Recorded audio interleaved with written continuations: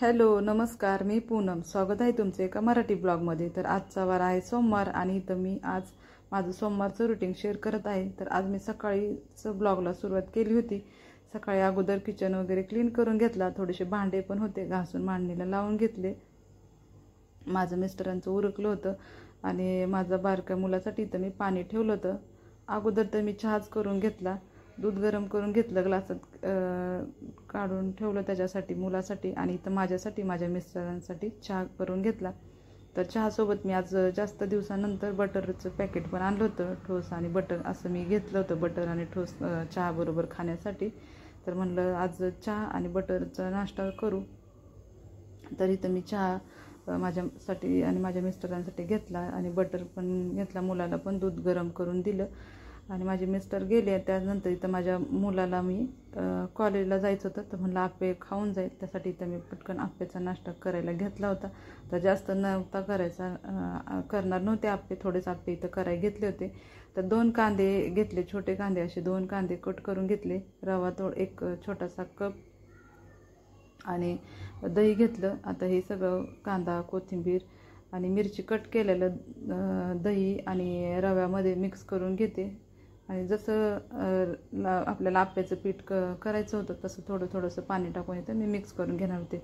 मीठ चवीनुसार टाकून इथं छान असं आप्यासाठी पीठ तयार करून घेतलं आहे. आणि इनो पण एक अर्धा चमचा टाकला होता मी आप्याच्या पिठामध्ये. आणि तेल पण संपलं होतं, कॅटलीमध्ये तेल भरून ठेवलं आप्पे करण्यासाठी. तर मी भांडं पण गरम करण्यासाठी ठेवलं होतं.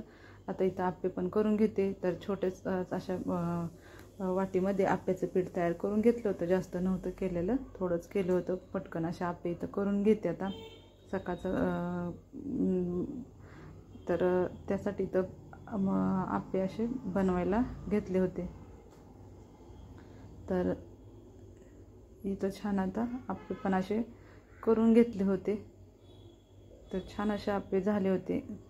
रव्याचे पण आप्पे छान होतात, खायला पण छान लागतात. त्यासाठी मी इथं रव्याचे आप्पे करून घेतले होते. थोड्या वेळ असं झाकून ठेवायचं. रव्याचे आप्पे बनायला जास्त वेळ लागत नाही, आप्पे बनायला वेळ लागतच नाही. तिथं आप्पे करून घेतले. चटणी वगैरे काही केली नव्हती, सॉसबरोबरच त्याला दिले होते खाण्यासाठी. आणि काल रविवारचं मी मार्केटमध्ये गेल्यानंतर असे डबे घेतले होते. म्हणलं छान आहेत, त्यामुळं 25 रुपयाचे 2 घेतले होते. आणि जिरी मोहरी पण इथं भरून ठेवते डब्यांमध्ये. आणि हातातले गोड पण घेतले होते, छान वाटले, त्यासाठी इथं 2 गोड घेतले होते 50 रुपयामध्ये. आणि मसाल्याचा डबा आहे, पण हे डबे मला छान वाटले त्यासाठी मी घेतले होते 2 डबे. जिरी मोहरी पण पटकन आपल्याला लागतेच रोजच्या ह्याच्यात, तर हे बरं वाटले त्यामुळे घेतले.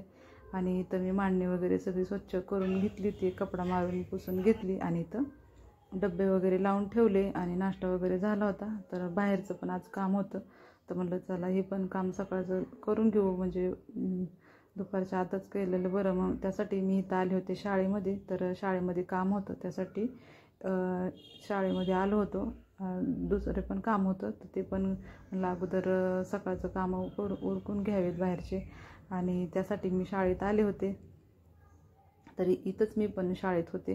तर अशी शाळा होती, मी पण इथंच शाळेत होते. आणि त्यानंतर घरी आले. तर आज करणार होते मोळ्याच्या भाजी. तर रविवारीच मोळ्याची भाजी आणून ठेवली होती, तर नीट वगैरे काही केली नव्हती, तर आजच नीट करण्यासाठी घेतली होती. तर या भाजीला असे काटे असतात, तर झटकून अशी भाजी घेतली मी. पानं वगैरे असे एक कट करून तोडून घेतले, कारण काटे होते जास्त भाजीला. तर ही एक भाजीची गड्डी मला 20 रुपयामध्ये भेटली होती.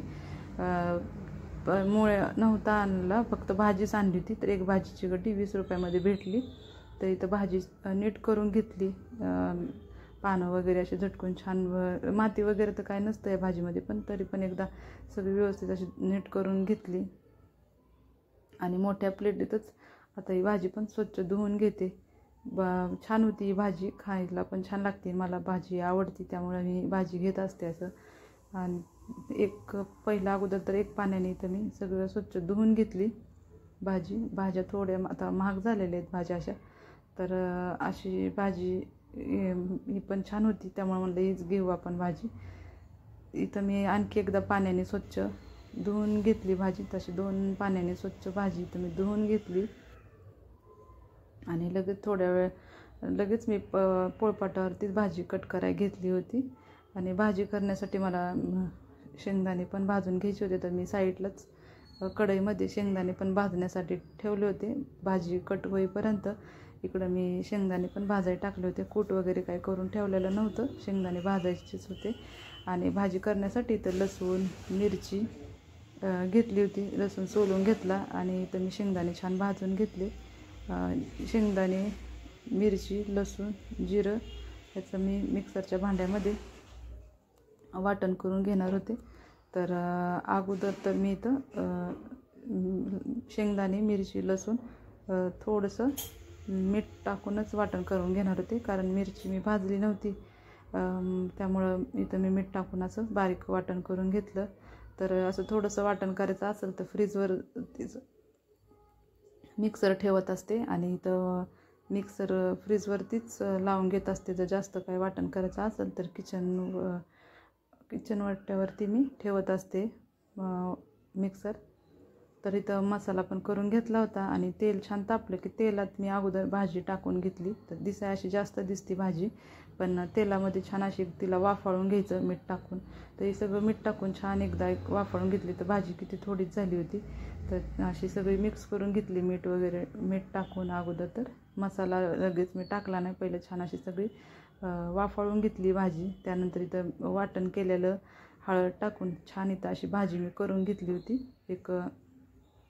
वाटण केलेलं हळद टाकून सगळं मिक्स थोडासा पाण्याचा शिताडा देऊन इथं मी 4-5 मिनटं ताट झाकून ठेवलं. भाजी पण छान करून झाली. चपाती करण्यासाठी पीठ पण मळलं होतं, चपाती पण करून घ्यायच्या होत्या. आणि दुपारी स्वयंपाक झाला, जेवण वगैरे झाला आणि आराम वगैरे केला. तर हा टायमिंग आहे 5-5:15 वाजले होते.